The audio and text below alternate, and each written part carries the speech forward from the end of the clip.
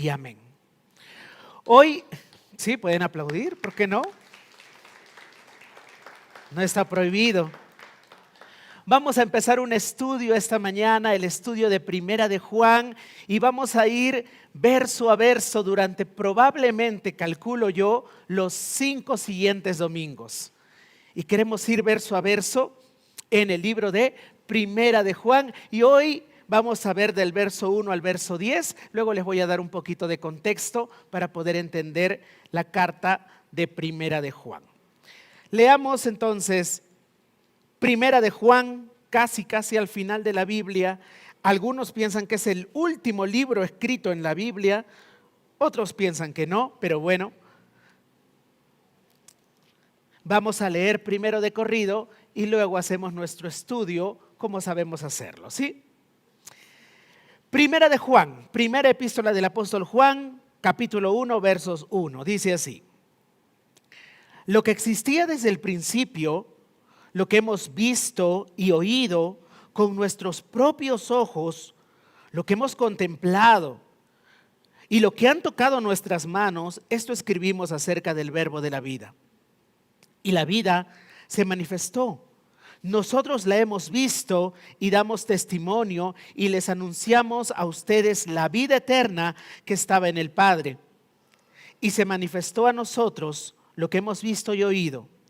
La proclamación también a ustedes, la proclamamos también a ustedes, para que también ustedes tengan comunión con nosotros. En verdad nuestra comunión es con el Padre y con su Hijo Jesucristo. Les escribimos estas cosas para que nuestro gozo sea completo.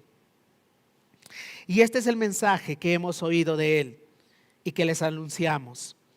Dios es luz y en Él no hay ninguna tiniebla. Si decimos que tenemos comunión con Él, pero andamos en tinieblas, mentimos y no practicamos la verdad. Pero si andamos en la luz, como Él está en la luz, tenemos comunión los unos con los otros. Y la sangre de Jesús, su Hijo, nos limpia de todo pecado. Si decimos que no tenemos pecado, nos engañamos a nosotros mismos y la verdad no está en nosotros. Si confesamos nuestros pecados, Él es fiel y justo para perdonarnos los pecados y para limpiarnos de toda maldad. Si decimos que no hemos pecado, lo hacemos a Él mentiroso y su palabra no está en nosotros. Amada iglesia, empezamos un viaje muy bonito llamado la carta de Primera de Juan. Es una carta preciosa, pero déjenme decirles algo. Es una carta muy directa. A Juan se le conoce como el discípulo del amor. A Juan se le conoce como un hombre muy dulce, muy apacible. Yo no sé de dónde sacaron esa idea. Realmente no lo sé. ¿Saben cómo llamaba Jesús a Juan? Hijo del trueno. Y aquí vamos a ver un poco de este hombre que se va sin esquivar cosas, se va directo a lo que él quiere decir. Vamos a la siguiente, por favor. La carta de Primera de Juan, tengo que darles un poquito de contexto. Número 1, ¿quién es el autor de esta carta? Gracias a Dios no hay mucha polémica. El autor es Juan. La carta de Juan la escribió Juan, probablemente entre el año 85 y 95, ya cuando Juan era bastante viejo. Algunos le llaman el anciano Juan, pero este Juan era el mismo que de jovencito había caminado con Jesús. Juan, en la última etapa de su vida, escribe esta carta. Dale siguiente, por favor, amigo. ¿Quién es este Juan? La Biblia nos dice quién es Juan. La Biblia nos dice que cuando Jesús empieza a llamar a sus discípulos, llama a 2 hermanos, hijos de Zebedeo, pescadores. Les iba bien, tenían sus propios botes. Juan, este Juan discípulo, había sido primero discípulo de Juan el Bautista y luego se vuelve discípulo de Jesús. Sabemos muchas cosas de Juan. Sabemos que Juan empezó siendo un hombre inmaduro. Sabemos que un día estaban caminando con Jesús y hubo un pueblo que no los quiso recibir y le dicen: Jesús, ¿qué tal si oramos para que descienda fuego y queme toda la ciudad. No es un corazón muy cristiano que digamos, ¿verdad? Y Jesús le llama a los hijos del trueno. Sabemos que Juan pertenecía al círculo pequeño de Jesús. Jesús tenía 70 discípulos, pero de esos 70 discípulos, 12 eran su círculo más cercano, y de esos 12 había 3 con los que Jesús siempre andaba. Y Juan era uno de esos. Sabemos que Juan y su hermano, la mamá de Juan, un día se le acerca a Jesús y le dice: Jesús, cuando tú estés en tu reino, haz que mi hijito y mi otro hijito estén sentados a tus costados. ¿Qué más sabemos de Juan? Que Juan estuvo presente en la crucifixión de Jesús.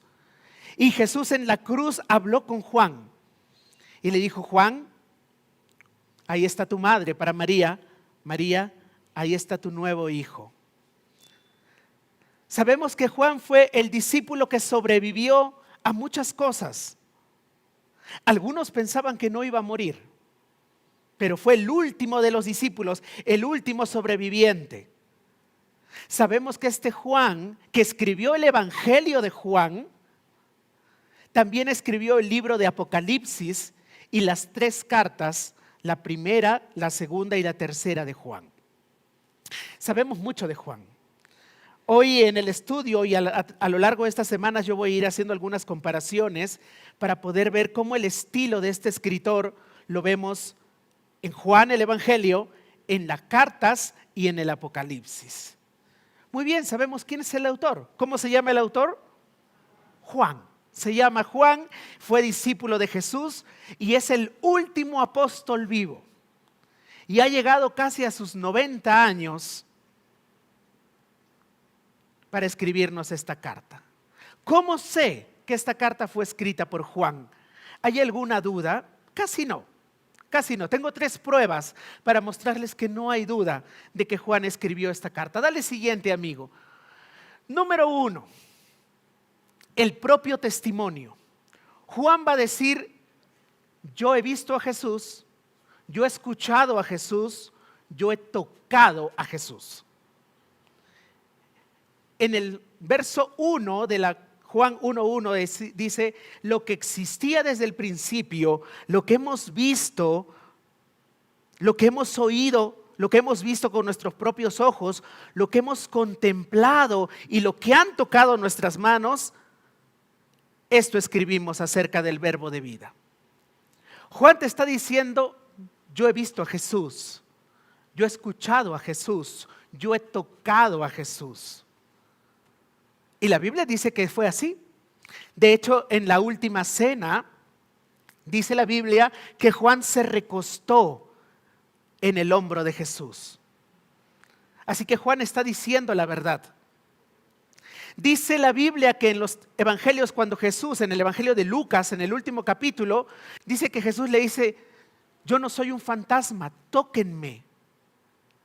Tóquenme. Los fantasmas no tienen hueso, tóquenme, yo sí. ¿Cuál es la otra prueba de que Juan escribió? La autoridad con la que escribe. Juan escribe con mucha autoridad, bastante autoridad. En el capítulo 4, verso 6 dice esto: nosotros somos de Dios, y el que conoce a Dios nos oye, y el que no es de Dios no nos oye. En esto conocemos el espíritu de la verdad y el espíritu del error. En esta carta de primera de Juan es diferente a las otras cartas. En las otras cartas Pablo se presenta, dice: yo soy Pablo, apóstol de Jesucristo. En las otras cartas hay una despedida: por favor, saluden a los hermanos. En esta carta no. En esta carta Juan va directo al punto, va directo al grano. Juan no se quiere ir con rodeos, porque tiene mucha autoridad. Muchos dicen esto: si eres el último apóstol vivo, si eres el último anciano que pudo ver y tocar a Jesús en vivo y en directo, tú no necesitas carta de presentación. Tú no necesitas decir: yo soy Juan, apóstol de Jesús. Todos lo sabían, absolutamente todos. ¿Qué más? ¿Cuál es la otra prueba? La experiencia. La manera en que Juan escribe es una manera muy paternal. Juan escribe a la iglesia, Juan escribe como familia. Y mira lo que dice en el capítulo 2, verso 1. Hijitos, hijitos míos, les escribo estas cosas para que no pequen. ¿Pueden ver el corazón paternal de Juan? Hijitos, pequeños, porque sabemos que Juan ya era bastante anciano. Muy bien, sabemos quién es el autor de esta carta. Es Juan, no hay duda. Lo dice su propio testimonio, lo dice la manera en que escribe, lo dice su estilo, así que sabemos quién es el autor. Luis, ¿cuál es el contexto de esta carta? Tengo que entender el contexto para luego entender el contenido. Sí, es cierto. Vamos al siguiente, contexto. Después de la resurrección de Jesús, empezaron olas y olas de persecución.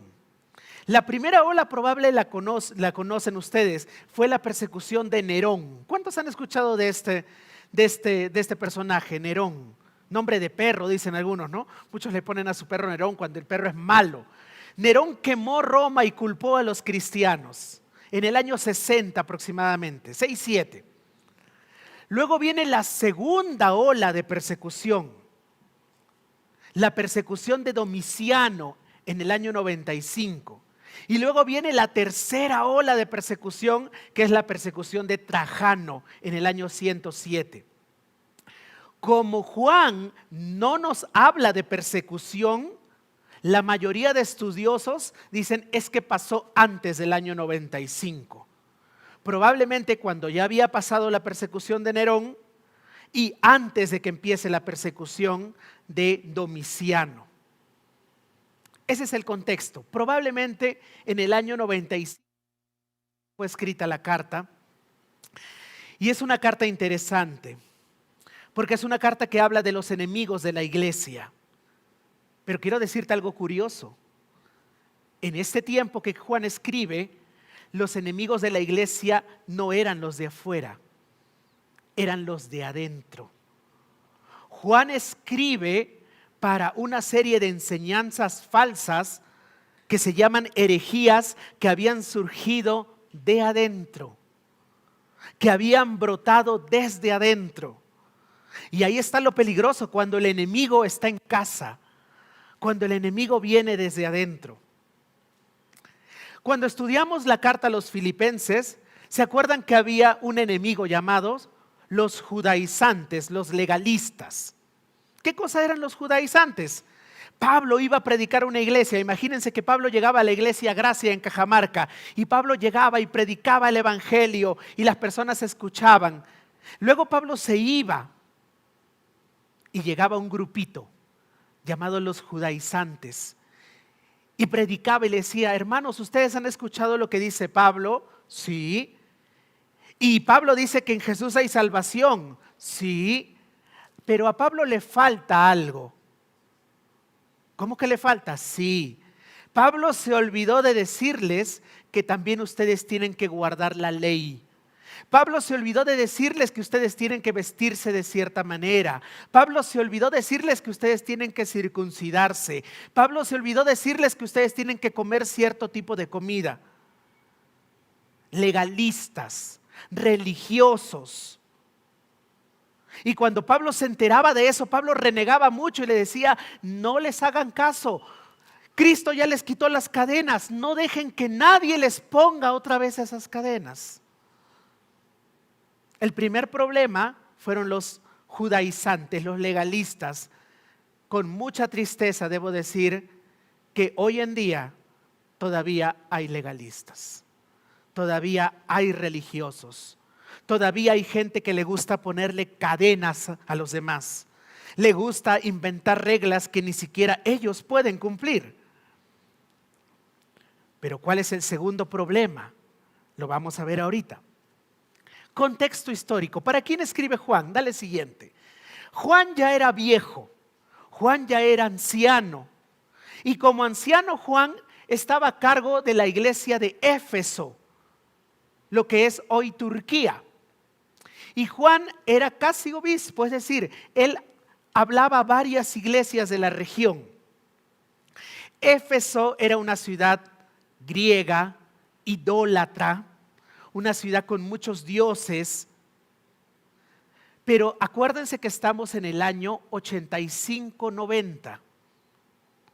Los primeros cristianos ya se habían casado, ya tenían sus hijos y ya había una segunda generación de cristianos, probablemente una tercera generación de cristianos. Y en esta tercera generación de cristianos ocurría algo. ¿Qué cosa? El relajo, el descuido. Ya no hay persecución. Ya había acabado la persecución de Nerón. La persecución de Domiciano todavía no empezaba. Y los cristianos empezaron a relajarse.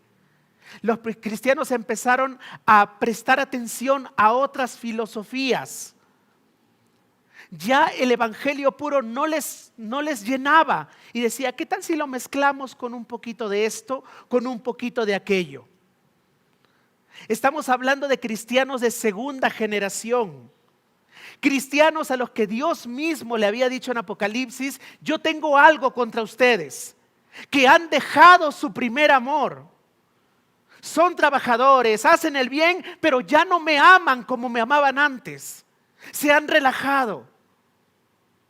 Y Juan le escribe esta carta a estos cristianos que estaban tratando de mezclar el cristianismo con algo más, para hacerlo más chévere, para hacerlo más cool, para que suene más intelectual, para sonar más inteligente. Vamos a mezclar el cristianismo. Pablo ya les había advertido de eso.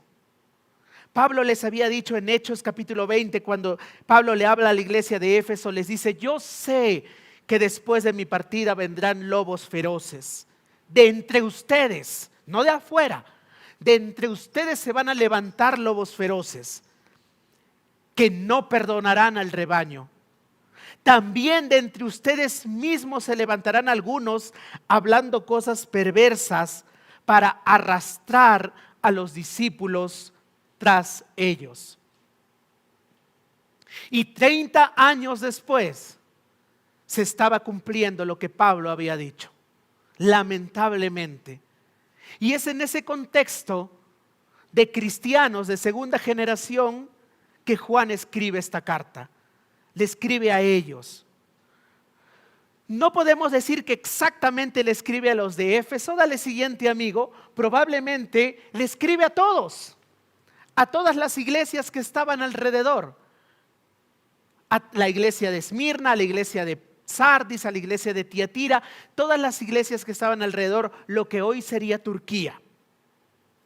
Muy bien, sabemos quién es el autor, es Juan, es el anciano, ya está viejo, es el último discípulo vivo. Ya sabemos a quién le escribe, a estas iglesias, y por ende podía ser leída en cualquier iglesia. Ya sabemos en qué tiempo lo escribe, casi antes de una persecución donde el cristianismo había encontrado relajo y donde la gente ya no se sentía tan bien solamente con el cristianismo, había que ponerle un poquito más. Termino mi introducción con el problema. ¿Cuál es el problema que enfrentaban estos cristianos? Este problema se llama gnosticismo. Gnosticismo. ¿Cuántos han escuchado de algo que se llaman los agnósticos? ¿Alguien levante la mano? ¿Quiénes saben lo que es un agnóstico? Muy bien, cuando a alguien le preguntas, oye, ¿tú crees en Dios? Una persona podría decirte, no, Dios no existe, eso se llama ateo. Una persona dice, Dios sí existe, eso se llama creyente. Un agnóstico es alguien que te va a decir, Carlita te va a decir, la verdad, yo no sé si Dios existe, no estoy seguro si Dios existe, yo no sé. El agnóstico dice yo no sé. Pero aquí tenemos un problema. ¿Qué cosa dice el gnóstico? El gnóstico dice yo sí sé. Yo sí puedo conocer a Dios. Yo tengo un conocimiento especial que otros no tienen para conocer a Dios. El problema que enfrentaba la iglesia era un problema de adentro llamado gnosticismo. ¿Qué cosa es el gnosticismo? Dale siguiente, amigo, lo vamos a conocer. Es una herejía, es decir, es algo que va en contra de la palabra de Dios. Empezó a finales del siglo I, se extendió por el siglo II, el siglo III. ¿Qué enseña el gnosticismo? ¿Por qué es tan malo? El gnosticismo es malo porque te dice que no es la fe ni la gracia lo que te lleva a la salvación, sino que es tu conocimiento. Los gnósticos se centraban mucho en el conocimiento. Los gnósticos también decían, ¿saben qué? La materia, todo lo mundo físico es algo malo. Así que Jesús no pudo ser malo. Probablemente Jesús no tuvo un cuerpo físico, sino que era una especie de fantasma. Los gnósticos decían, cuando Jesús caminaba, Él no dejaba huellas. Y como Jesús no tenía un cuerpo físico, Él podía caminar sobre el agua. Ellos negaban la humanidad de Jesús, decían, Jesús es puro, Jesús es un espíritu, Jesús es perfecto, Jesús no pudo tener cuerpo físico. Juan va a decirles, se equivocan, yo lo he tocado, yo he comido con Él. ¿Qué más dicen los gnósticos? Que debido a que solo el cuerpo importa, entonces tú como cristiano puedes hacer cualquier cosa. Lo que te decían básicamente es esto: mi espíritu para Dios, mi cuerpo para los demás. O mi cuerpo para el diablo. Y entonces, esta es una herejía que se había levantado. Y Juan va a escribir acerca de estas cosas. Y Juan nos va a poner muy en claro esto de aquí. Juan nos va a poner en claro y va a decir, ¿sabes? A Dios le importa tu espíritu y también le importa tu cuerpo. A Dios le importa tus acciones y le importa tu alma.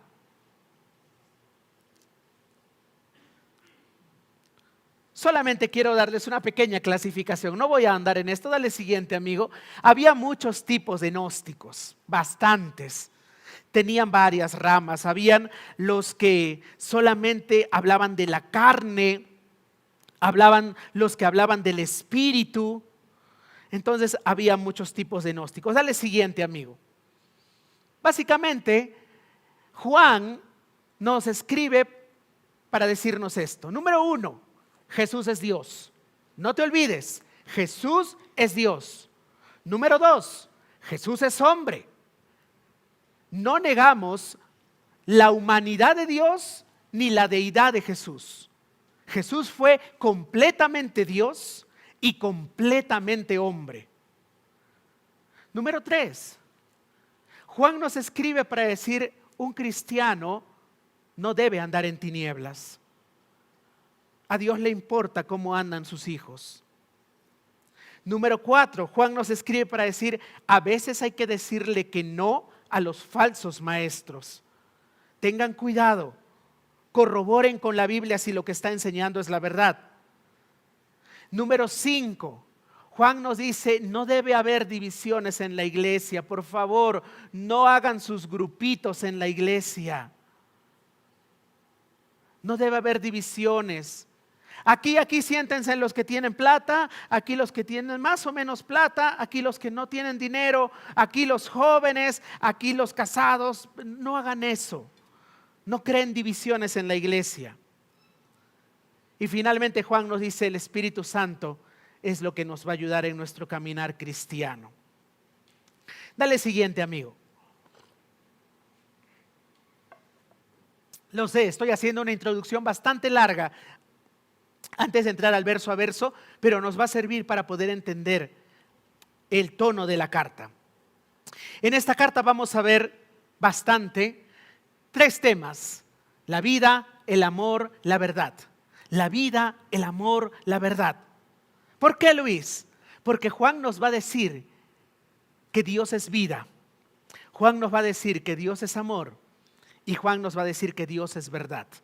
Y vamos a pasar 5 semanas hablando de la vida, del amor y la verdad. Y podríamos pasar mucho más. muchísimo más. Finalmente, para acabar esta introducción, ¿cuál es el propósito de la carta de Juan? ¿Para qué nos escribe? ¿Saben qué es lo bonito de esta carta? Que no tienes que intuirla. Juan te dice para qué escribe.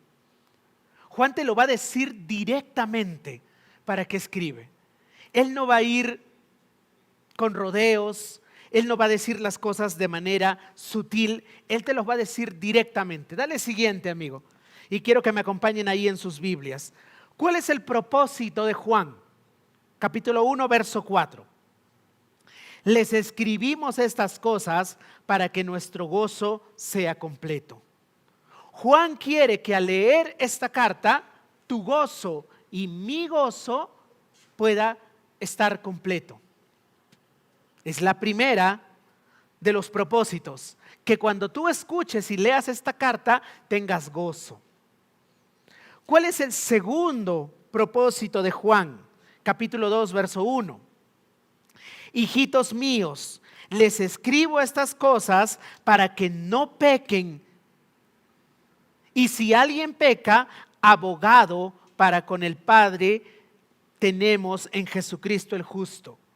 ¿Cuál es el segundo propósito? Para que no pequen, para que no vivamos en pecado. Juan lo dice, yo te escribo estas cosas para que no peques. ¿Cuál es el tercer propósito? Para refutar a falsos maestros. Capítulo 2, verso 26, dice esto. Y esta es la promesa que Él mismo nos hizo, la vida eterna. Les he escrito estas cosas respecto a los que están tratando de engañarles. ¿Para qué nos escribe? Para prevenirnos, para estar atentos a aquellos que están tratando de engañar. Finalmente, y esta es mi favorita, ¿cuál es el cuarto propósito que nos escribe Juan? Capítulo 5, verso 13. Estas cosas les he escrito a ustedes que creen en el nombre del Hijo de Dios, para que sepan que tienen vida eterna. Escribo para que tengas gozo. Escribo para prevenirte del pecado. Escribo para que estés atento a los falsos maestros. Pero quiero decirte algo más, dice Juan. Escribo para que recuerdes que tienes vida eterna, que eres un hijo de Dios. Muy bien. Mis amigos, ha sido una larga introducción, lo sé. Les pido disculpas por eso. Trataré en las siguientes semanas hablar muy poco, pero creo que nos va a servir para entender el contexto. Juan ya está viejo. Es el último apóstol vivo. Estamos en los años 90 después de Cristo. Ha surgido un gran problema. Gente que quiere pintar el evangelio de intelectualismo. Pablo le escribe esta carta a las iglesias que están cerca de Turquía, a las iglesias de Asia Menor. ¿Qué es lo que dice Juan? Ahora sí, vamos al estudio verso a verso. Número 1, dale siguiente, amigo. Verso 1, primera de Juan, capítulo 1, verso 1. Lo que existía desde el principio, lo que hemos oído, lo que hemos visto con nuestros propios ojos, lo que hemos contemplado y lo que han tocado nuestras manos, esto escribimos acerca del verbo de vida. Tengo que ir por partes aquí. Este es el testimonio de alguien que dice, ¿saben qué? Yo lo he visto con mis propios ojos.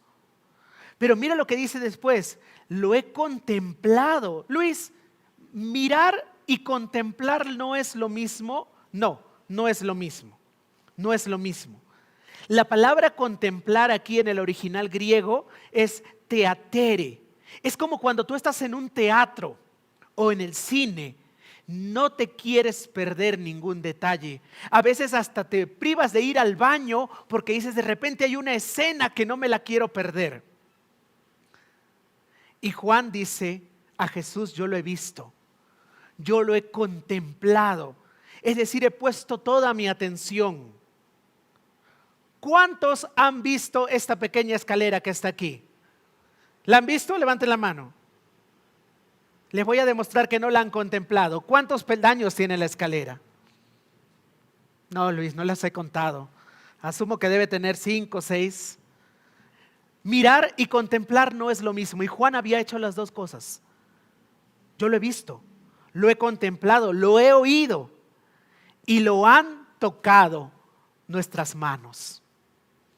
Juan había tocado al Señor, había partido el pan con el Señor. El Señor Jesús había tocado los pies de Juan a lavarle los pies. Juan se había recostado en el hombro de Jesús. Lo que existía desde el principio. Es una muy buena pregunta que todos los cristianos tienen. Luis, ¿cuál es el principio? Estoy seguro que te has hecho esa pregunta. ¿Cuál es el principio? La Biblia habla en 3 oportunidades acerca del principio. ¿Quieren que les diga? Dale siguiente, amigo. Número 1, desde el arranque de la palabra del Señor, la Biblia nos dice esto: en el principio creó Dios los cielos y la tierra. ¿Cuál es ese principio, Luis? Las opiniones están muy divididas. Cuando yo estaba en la universidad, en el colegio, se decía que el mundo tenía cientos de miles de años. Luego, cuando llegué a la universidad, me dijeron, no, el mundo tiene millones de años, Luis. Hay algunos que todavía son más atrevidos y dicen, el mundo tiene miles de millones de años. Hay otros, entre los cuales me cuento yo, que piensan en una tierra más joven. Yo creo en una tierra más joven que tiene miles de años, no millones de años. No lo sabemos con toda certeza, eso sí les voy a decir. Ni siquiera los cristianos estamos seguros de cuál fue el principio. Lo único que sí sabemos es que hubo un principio. Hubo un principio. Y que en ese principio Dios, que ya estaba antes de ese principio, porque Dios está por encima del tiempo, hizo los cielos y la tierra. Luis, ¿qué hacía Dios antes de la creación? No lo sé. Ni siquiera me quiero aventurar a darte una respuesta. Pero la Biblia nos habla de que hubo un principio. De eso sí podemos estar completamente seguros. Hubo un principio. Juan en su carta empieza igual de lo que empieza en el Evangelio de Juan. Y es por eso decimos, es el mismo estilo, son las mismas palabras. Dale siguiente, amigo. Mira cómo empieza Juan en el Evangelio de Juan. En el principio ya existía el Verbo, y el Verbo estaba con Dios, y el Verbo era Dios. Y Él estaba en el principio con Dios, y todas las cosas fueron hechas por medio de Él, y sin Él nada de lo que ha sido hecho fue hecho. Lo que me está diciendo Juan es que Jesús, el Verbo de vida, ya estaba con Dios antes de la creación. Y que era Jesús quien participaba activamente también en la creación, porque todas las cosas fueron hechas por medio de Él. Pablo nos va a decir en Colosenses que Él es el que sostiene de manera invisible toda la creación. Vemos entonces aquí que Pablo está hablando de Jesús. Y Pablo está diciendo, Jesús estuvo en el principio. Hay un verso muy lindo que pocos conocen en el libro de Miqueas, que habla de este Mesías que trascendía el tiempo, que iba más allá del tiempo, que está fuera del tiempo. Dale siguiente, amigo. Leamos juntos Miqueas, un verso muy bonito que habla acerca de Jesús, de dónde iba a nacer y de quién era el Mesías. Pero tú, Belén de Efrata, aunque eres pequeña entre las familias de Judá, de ti saldrá el que ha de ser gobernante, en Israel. Y sus orígenes son desde tiempos antiguos, desde los días de la eternidad. El profeta está diciendo que el Mesías, que el Cristo, que el ungido, que la palabra de vida trascendía el tiempo. Que Él estaba desde antes de la eternidad. Ahora sí, leamos otra vez el verso 1.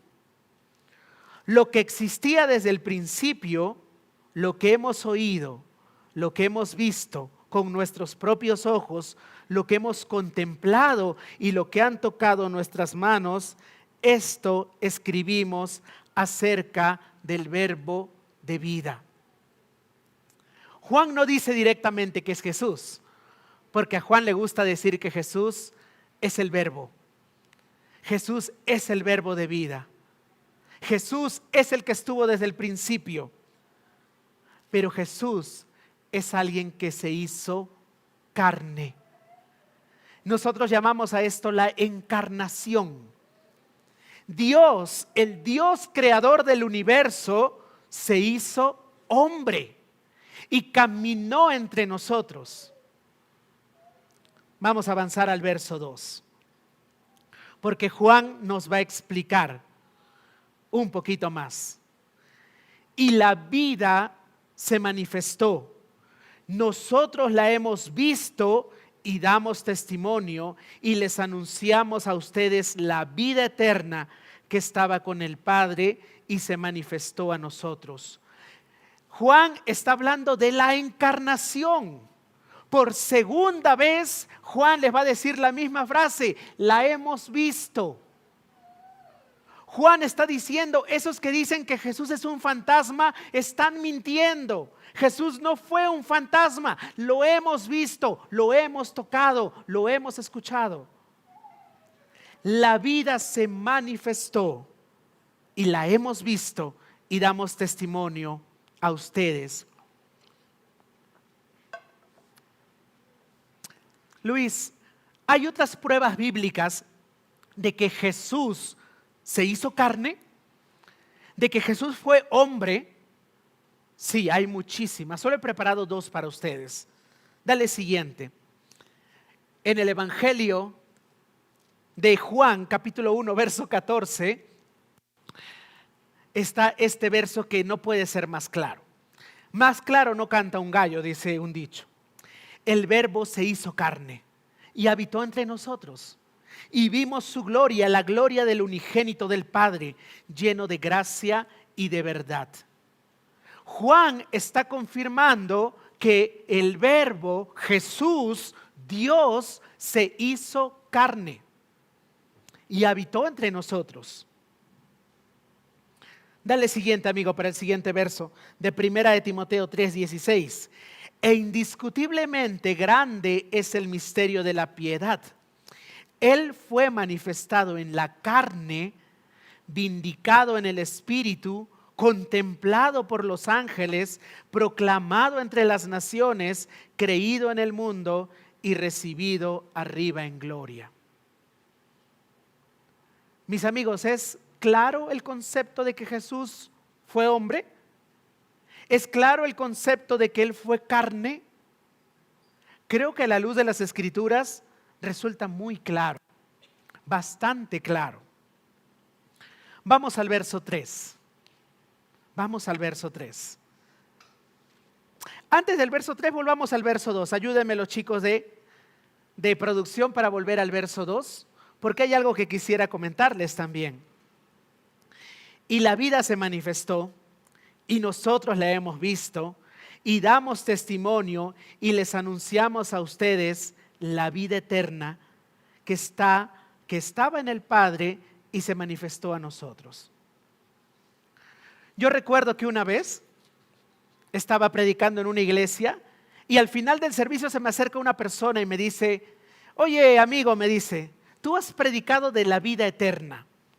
Dime qué cosa es la vida eterna. Y se me vino a la mente este versículo de 1 de Juan. Y yo le dije, bueno, es bastante fácil. La vida eterna no es una cosa. La vida eterna es una persona. La vida eterna se llama Jesús. Porque eso es lo que está diciendo el verso. La vida se manifestó en nosotros. La vida eterna es Jesús. O la tienes o no la tienes. O la aceptas o la rechazas. Mis amigos, lo mejor del cielo no es que va a ser un lugar perfecto donde tengamos todo lo que queremos tener. Lo mejor del cielo es que vamos a estar con Jesús y con Dios. Y lo peor del infierno no es el fuego. Lo peor del infierno es que vamos a estar lejos, separados de Jesús y de Dios.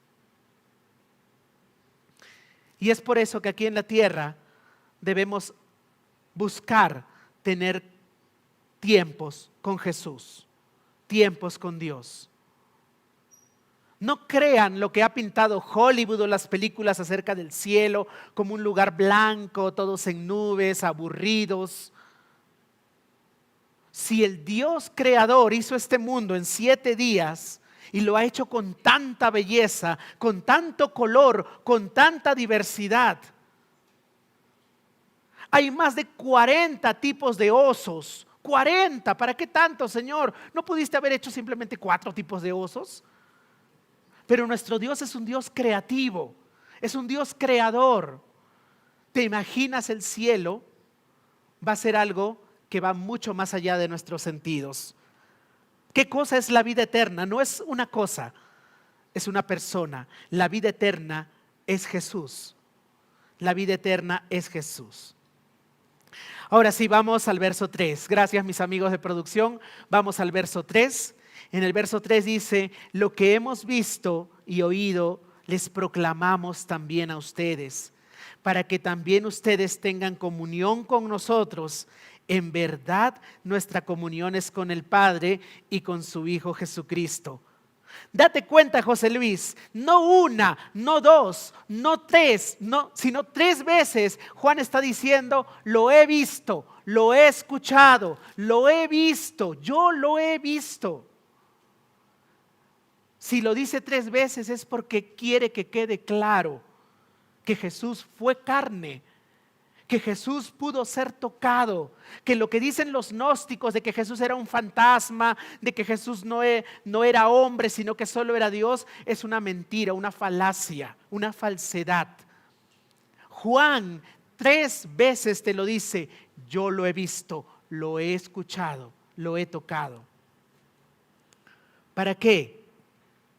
Para que tengan comunión. La palabra comunión en el griego es koinonía. ¿Qué significa esta palabra? Es una palabra muy bonita.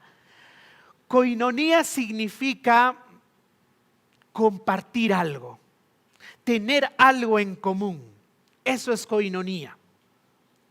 Koinonía podría ser, por ejemplo, si se encuentran 2 chicos, Erly se encuentra con, no sé, con mi amiga Carla y dicen: oye, Carlita, ¿dónde estudiaste? En la Nacional. Yo también. ¡Wow! ¡Qué genial! Somos de la Nacional. ¿Y en qué facultad? Administración. Yo también. Mira, ¿y en qué año? Ya, yo en el año 2014. Yo en el 80, dice Erly, porque ya está más viejito. Pero algo tienen en comunión. Algo tienen en koinonía. La palabra koinonía se puede traducir como comunión. Se puede traducir como compartir algo, como ser parte de algo. Tienen algo en común.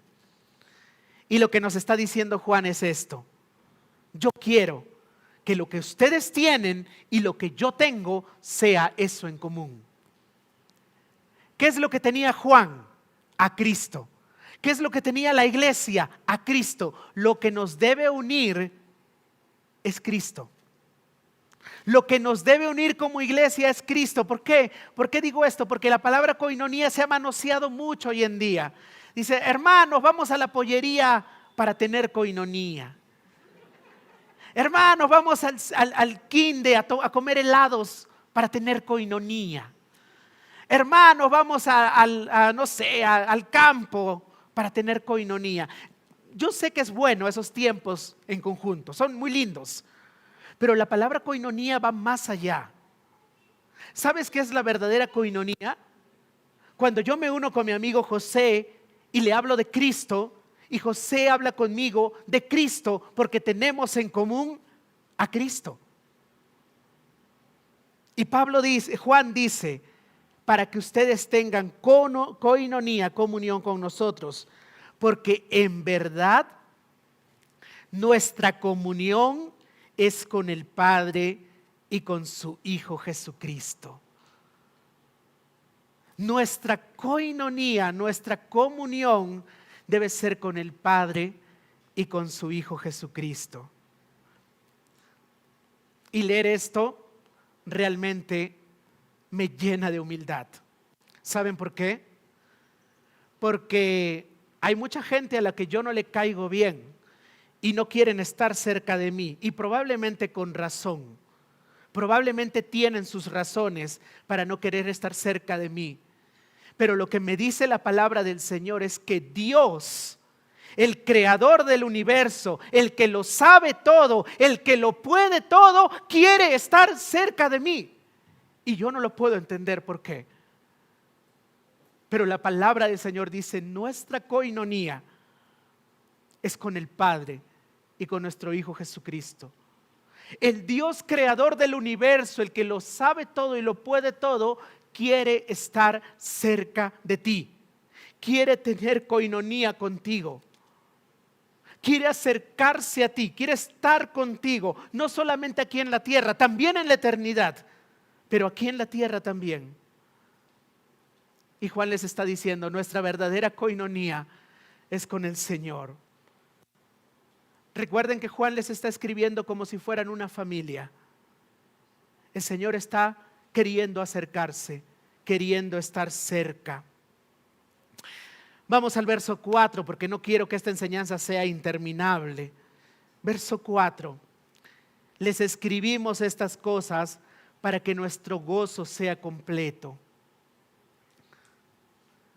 Quiero que estés alegre. Quiero que tu gozo sea completo. ¿Cómo mi gozo va a estar completo? Teniendo a Jesús. ¿Cómo mi gozo va a estar completo? Permaneciendo en Jesús.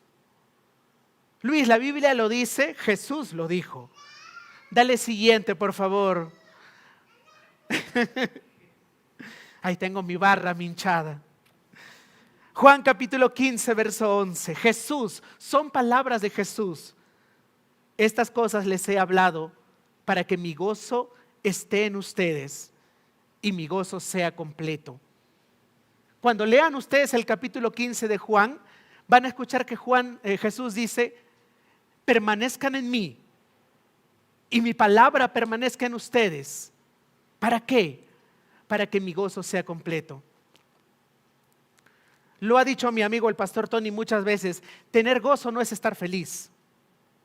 El gozo va más allá de nuestras circunstancias, va mucho más allá. Uno puede estar pasando por situaciones adversas, difíciles y aún así tener gozo. Y de hecho es una de las cosas que debería caracterizar al cristiano. Que alguien te diga, Julito, yo sé lo que estás pasando, pero no entiendo por qué no estás destruido. Aldo, yo sé que te la estás pasando difícil, pero no te veo en el suelo. ¿Por qué? Porque el cristiano puede tener gozo a pesar de las circunstancias. Quiero que su gozo sea completo. Quiero que Cristo habite en ustedes. El apóstol Pablo nos anima y nos dice, regocíjense en el Señor siempre. Otra vez lo diré, regocíjense. Pero presta atención a la frase, en el Señor. Porque si tienes una pérdida grande de dinero, no te puedes regocijar. Porque si un familiar querido parte y muere, no te puedes regocijar. Pero si te regocijas en el Señor, entonces sí te puedes regocijar. Para que su gozo sea completo. Para que nuestro gozo sea completo. La única manera de que nuestro gozo sea completo es con Jesús en el corazón. Luis, pero el dinero, mira las estrellas, los actores que ganan tanto dinero y no tienen gozo en su corazón. Luis, las posesiones, Luis, el poder, Nada te puede dar un gozo completo que no sea Cristo Jesús. Avancemos en la carta, versos 5 y verso 6. Juan ya nos ha dicho quién es Jesús.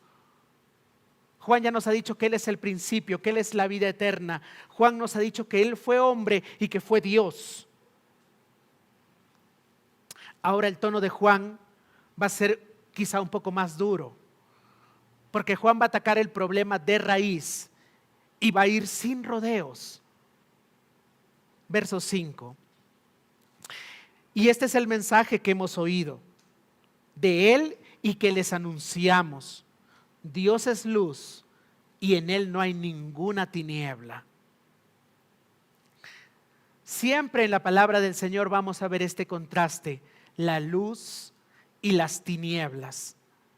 Y siempre vamos a ver que a Dios se le describe como luz por muchas razones.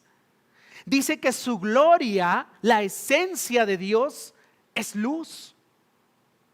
Dice que cuando Jesús se transfiguró, era luz.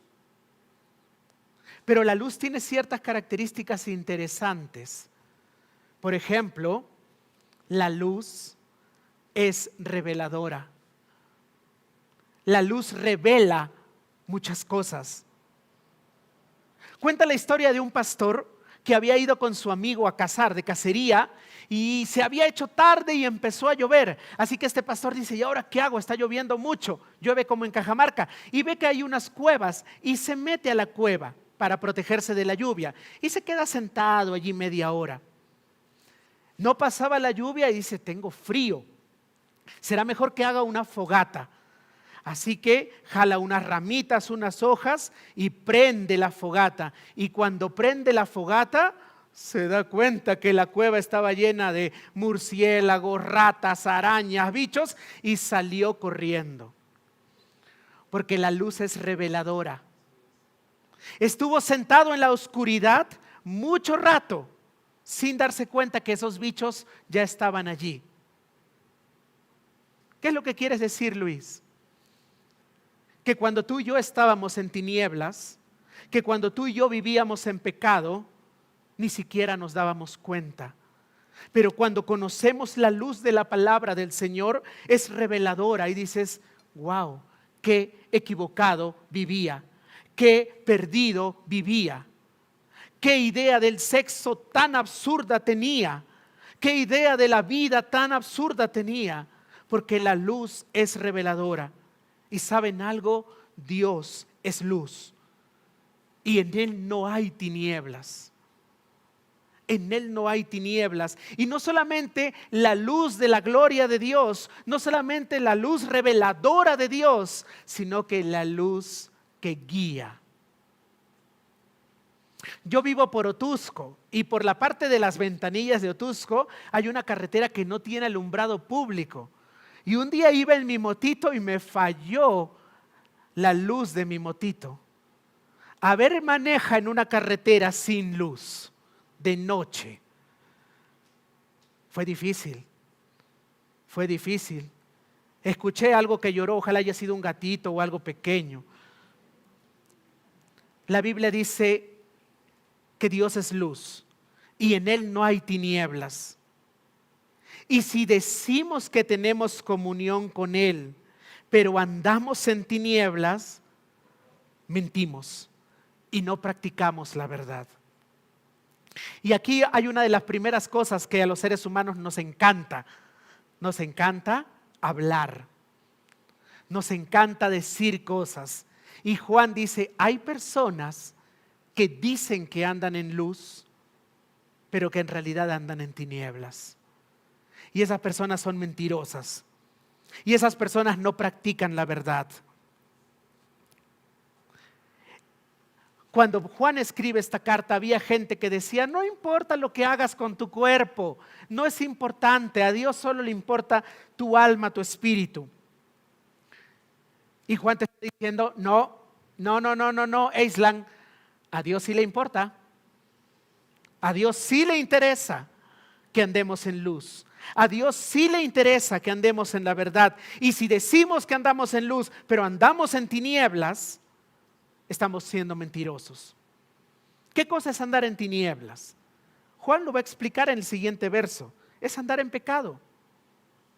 Es andar cometiendo pecados, vivir en el pecado. Dios es luz y Dios va a revelar todo lo que tenga que ser revelado. Anoche en el estudio bíblico me recordé una frase que decía: un pecado secreto en la tierra es un escándalo público en el cielo. Porque a Dios no se le pasa nada. La luz de Dios es reveladora. El gran rey David un día estaba paseando por su techo y vio a una chica bañándose. Mandó a preguntar por ella. ¿Cómo se llama? Se llama Betsabé. Qué linda, pero está casada. Bueno, vamos a hacernos cargo del esposo. Mandémoslo a la guerra. Anda. David embaraza a Betsabé. Luego quiere cubrir más su pecado.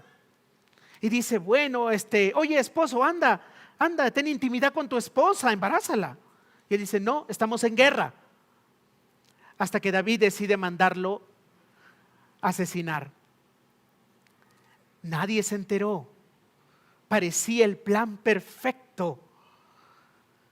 Hasta que el profeta le dice, David, lo que tú hiciste en secreto, Dios lo vio.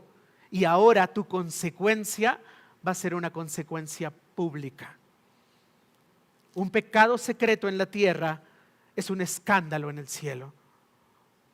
Y como Dios es luz y a Él nada se le escapa, debemos caminar en luz. Dale siguiente, amigo. Gracias. Uno más, por favor. Dale siguiente. Jesús mismo lo dijo, yo soy la luz del mundo. Y el que me sigue no andará en tinieblas, sino que tendrá la luz de la vida. Jesús dijo, mis seguidores tienen que caminar en la luz.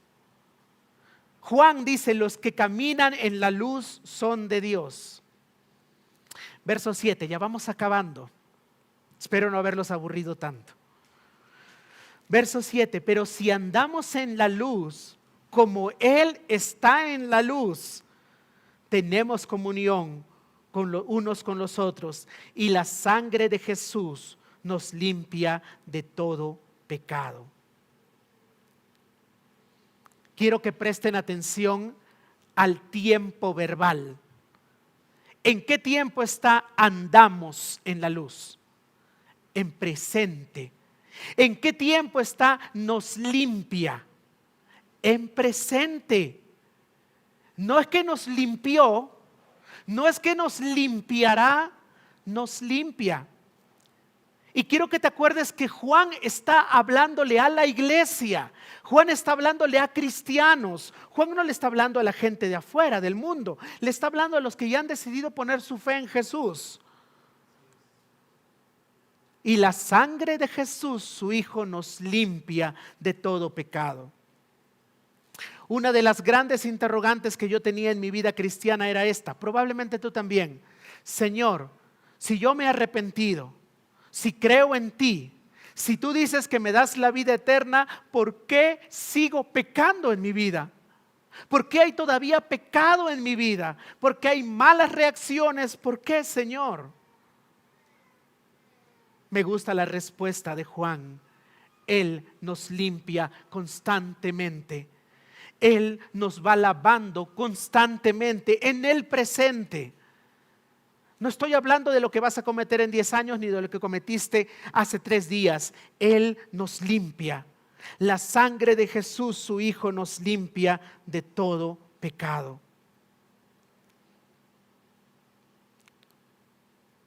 Es la sangre de Jesús. Luis, un cristiano sincero, ¿puede ser engañado y caminar en tinieblas? Sí. ¿Hay que mandarlo al infierno? No. Necesita la limpieza de Cristo constantemente. Constantemente. Yo no soy quien para decir, este es cristiano, este no es cristiano, este sí va al cielo, este no va al cielo. Lo único que sé es que Cristo nos va limpiando. Su sangre nos va limpiando de todo pecado. Avanza, amigo. Vamos a darle uno más. Uno más. Uno más. Ya que se olvidaron, despiértenlo por favor. Uno más. Muy bien, verso 8, ya vamos acabando. Primero decimos que andamos en luz y normalmente no andamos en luz. Luego hay otra cosa que dice el ser humano. Si decimos que no tenemos pecado, nos engañamos a nosotros mismos y la verdad no está en nosotros. Ha bajado, pero más o menos hace 30, 40 años había una secta que decía los puros sin pecado. Y esta secta enseñaba que el cristiano puede vivir sin pecar. Y su lógica era esta, mire, interesante su lógica, decía, oye, Talía, ¿una persona podría vivir sin pecar un minuto? ¿Un minuto? Sí, un minuto, sí, yo creo que sí, se puede vivir pecar sin un minuto. Bueno, si puedes vivir sin pecar un minuto, puedes vivir sin pecar 2 minutos. Y si puedes vivir sin pecar 2 minutos, podrías vivir sin pecar 10 minutos. Ahí yo ya lo veo más difícil, ¿no? Pero bueno, ellos decían así. Y si puedes vivir sin pecar 10 minutos, podrías vivir sin pecar un día. Y si puedes vivir sin pecar un día, podrías vivir sin pecar todos los días. ¿Sabes lo que dice la Biblia? Que si tú dices eso, te engañas. Y lo peor de todo es que te engañas a ti mismo. Eso es lo más triste. Cuando tú dices que andas en luz y andas en tinieblas, quieres engañar a todos los demás. Pero si tú dices, yo no tengo pecado, yo soy puro, yo soy perfecto, la Biblia dice que eso es peor, que te engañas a ti mismo y que no hay nada de verdad. Dale siguiente, amigo. Engañarse a sí mismo. No nos engañemos a nosotros mismos. Qué feo es cuando una persona se engaña a sí mismo. Qué feo es cuando quieres ponerte la talla S cuando eres XL. No nos engañemos a nosotros mismos. La Biblia dice, si tú dices que no tienes pecado, te engañas a ti mismo y la verdad no está en ti. Cristo no está en ti. Y la Biblia nos anima a ser muy realistas. Dale siguiente, amigo. Este es uno de mis versos favoritos de la Biblia. Luis, debo ser honesto. Hay pecado en mi vida. Soy cristiano y hay pecado en mi vida, Luis. Ya he visto que yo no puedo subir al nivel de Dios. No puedo ser perfecto. Ya he visto que yo no puedo bajar a Dios a mi nivel porque Dios es santo. Luis, ¿qué problema? Si Dios quiere tener comunión conmigo, pero Dios es perfecto y santo y yo soy pecador y Dios no puede bajar a mi nivel y yo no puedo subir al nivel de Dios, ¿cuál es la solución? Y la solución es bella. Si confesamos nuestros pecados, Él es fiel y justo para perdonarnos los pecados y limpiarnos de toda maldad. Qué hermoso es el Señor. Realmente qué hermoso es el Señor.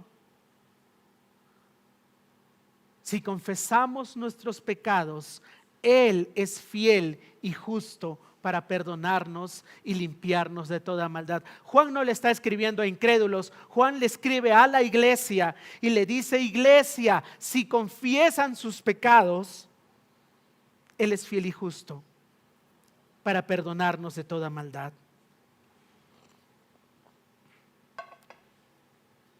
¿Qué cosa es confesar? ¿Tengo que irme, Luis, a una parroquia?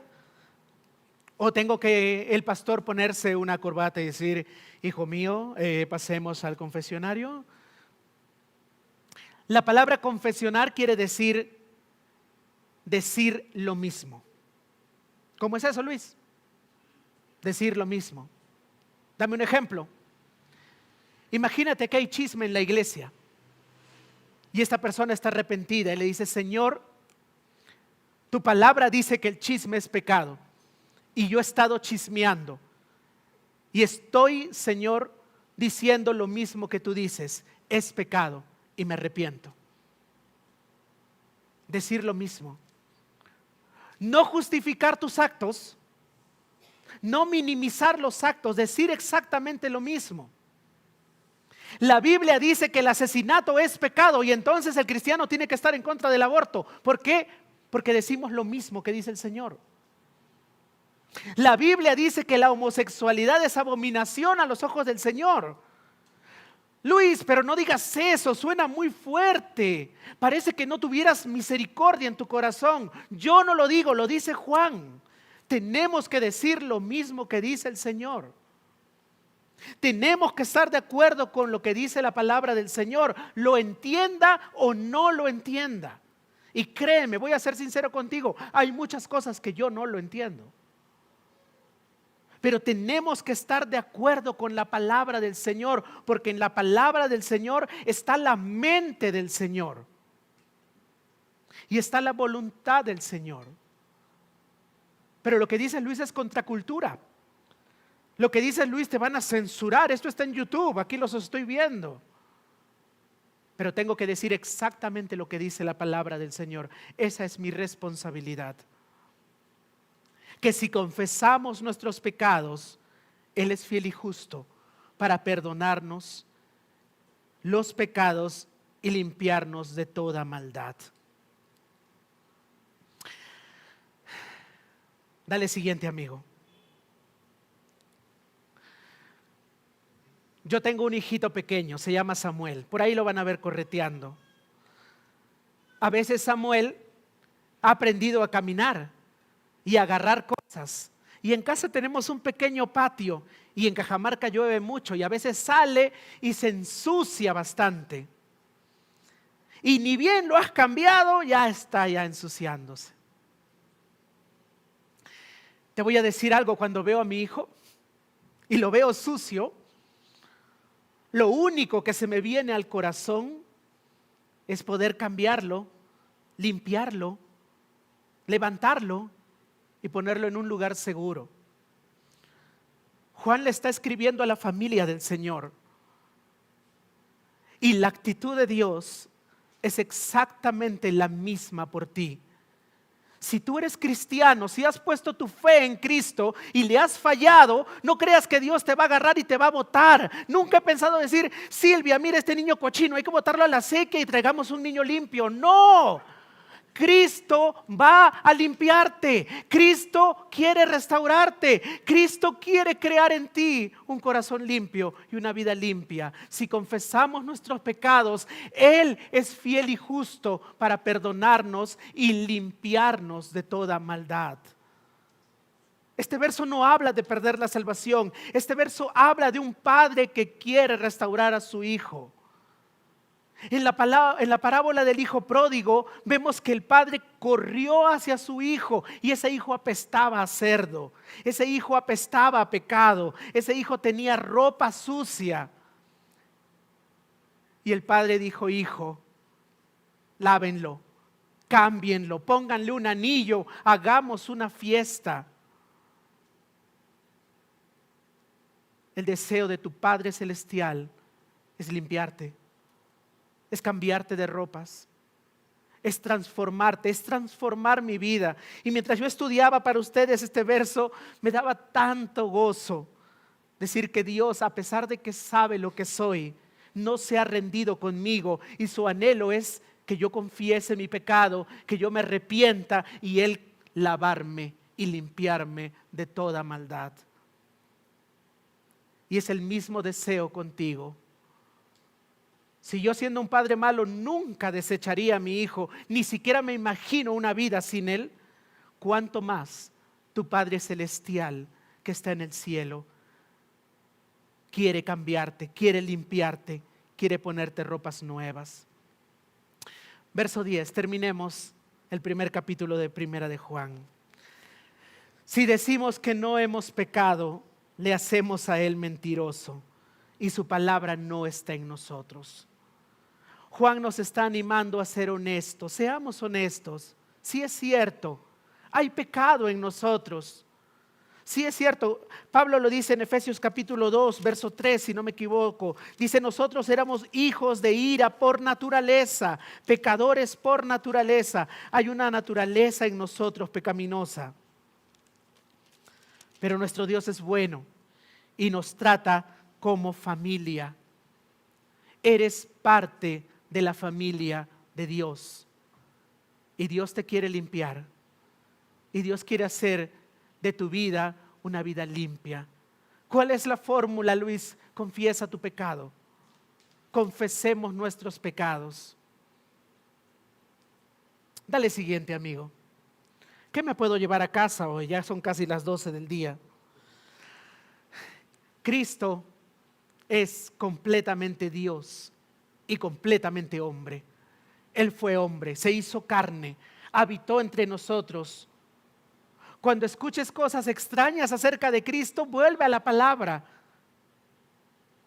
Como decían los gnósticos, no, Jesús era un fantasma, cuando caminaba no dejaba huellas. No, Él era carne y habitó entre nosotros. Número 2, Dios es luz. Y a Dios sí le importa cómo caminamos. Y debemos caminar en luz. Y lo tercero, quizá eres igual que yo y le dices, Señor, no siempre camino en luz. Y el Señor me dice, no todo está perdido. Confiesa tu pecado y yo te voy a limpiar y te voy a perdonar y vas a ser libre.